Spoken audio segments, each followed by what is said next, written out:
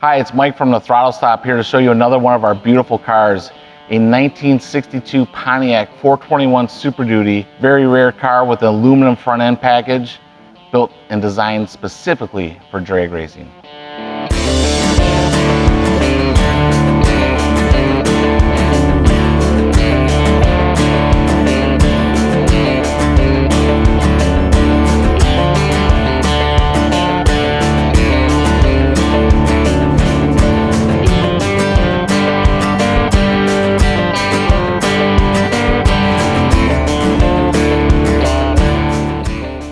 This isn't your mom or pop's 62 Pontiac. This one was specifically built for drag racing. Although this beautiful Mandalay red exterior would just think that it's just a normal driver. In effect, this car has an aluminum front end package which was designed specifically for drag racing. Pontiac started the SuperDuty program in 1960, which went through the 1961 cars, the 1962, as you see here. But in 1963, January, GM banned the racing program. So Chevys, Pontiacs, all were told no more racing, no more building race cars. Independents like Don Gay or Arnie Beswick still did find ways to win with their Pontiacs, although the factory-backed Mopars and Fords were doing much better after 63. With the ban in 63, that pretty much ended GM's thought of win on Sunday, sell on Monday. The 1962 Pontiac Catalina that's behind me has a Super Duty package on it. That would be the equivalent of today's drag pack Challengers or Cobra Jet Mustangs. A specific car built for racing that looks just like your everyday Challenger or Mustang. Well, this Catalina looked like every other 62 Catalina except for the reasons I'm going to show you here today. Our Catalina does not have the exterior 421 badges on the front of the fenders. This car at any stoplight would have been the ultimate sleeper. There's no way that you would have been thinking that, oh, I'm going to beat this Catalina with a 389. Maybe he's got a 4-barrel, the 303 horse, or the big tri-power, the 348 horse. No, this is the 405 horse, 421, 2.4-barrel Super Duty. Speaking of 421 Super Duties, let me show you why this one is so special.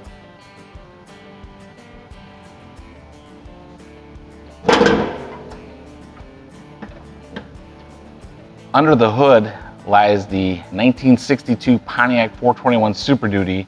Let me show you a couple of features about it that make it so super. The cylinder heads are a D-port design, chassis number 544127. That's 62 and a half early 63 specific 421 Super Duty cylinder heads. Super Duty specific valve covers. Inside the engine is a McKellar number 10 camshaft. It also has the Super Duty specific balancer. Very rare on a 62 to have the 9770859 intake manifold. It's a high-rise or a medium-rise design with no heat crossover and sits atop two Carter AFBs, part number 3433 for the front and 3435 for the rear. Has the Super Duty specific distributor. The car is also a non-power brake or power steering. Again, those would all just steal horsepower in the pursuit of chasing the quicker ET. Speaking of the exhaust manifolds, again, Pontiac made two designs for the Super Duties. Cast iron, which is pretty much more designed for NASCAR racing, or they made the aluminum ones, which we have here, which is designed more for drag racing. If you were to run these on a NASCAR track, these would actually melt, and that is a true story.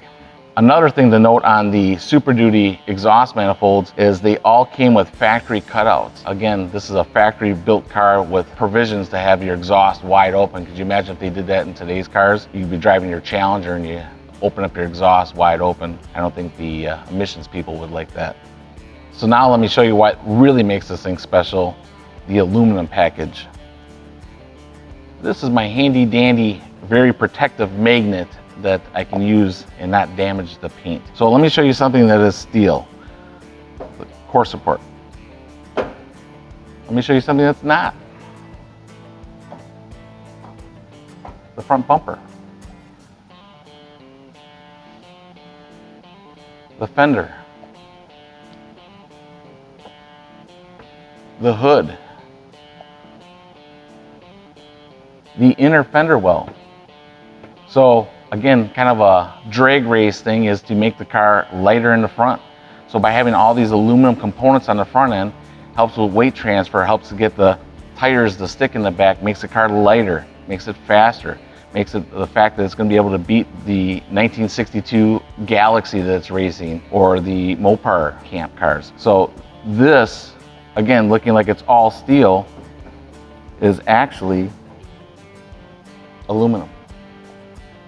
So owning a 1962 Pontiac back in the day with steel fenders is one thing. You can lean over to change spark plugs. With the aluminum, everything will dent. You don't want to lean against it. It makes things working on it a little harder. The numbers are a little unsure about how many cars were built with the aluminum package, but it's about 40 cars that were factory built that have the aluminum front end, which this car does. A couple things to show you about our beautiful 1962 Pontiac 421 Super Duty is the attention to detail and the restoration. Little things like the paint dabs, the factory correct gas tank, exhaust. It has the spiral shocks, parking brake cables, the red oxide primer on the very bottom, factory exhaust system, the aluminum exhaust manifolds, the collectors with the cutouts, again designed to be opened up and run open headers, if you will, at the track. The very unique, specific 421 Super Duty upside down starter. This starter had to be used because of the size of the exhaust manifolds. The solenoid would not fit on top, so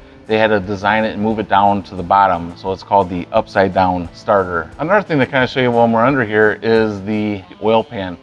They increased the volume by adding a couple pieces in here, but the welding on it just looks pretty bad.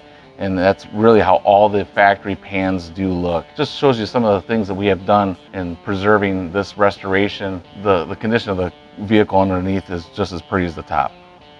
A couple other neat features on our 1962 Pontiac 421 Super Duty are the options. One, being a heater, being a race car, don't know if you really need a heater, but maybe that harkens back to the street racing thought. You might need a heater on a cool night. The radio, it's a factory AM radio. The 4-speed shifter in the car is not the factory piece. The factory piece was a very thin, bent noodle, if you will, and would bend easily upon power shifting. So all the racers always put in a heavy duty Hurst shifter. The last thing to kind of share with you guys about it is the choke assembly. The choke is a manual choke. As you can see in our interior, all stock, basic Catalina interior, stock carpeting, room for the whole family, and yet it's a factory drag race car. Enough about the interior. Let's take it outside, see how it drives.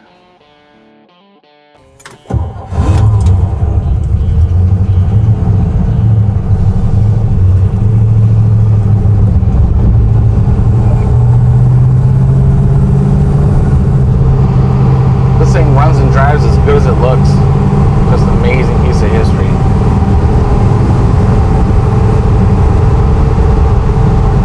I feel honored just driving the car.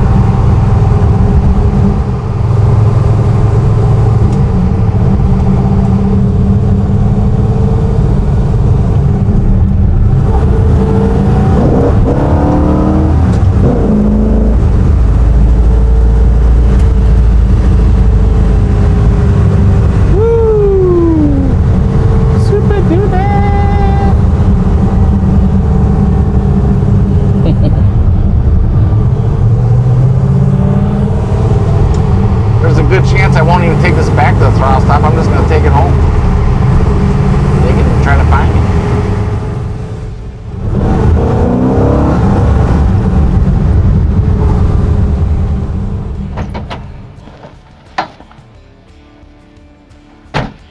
Thanks for watching. It's been a pleasure to show you this beautiful 62 Catalina.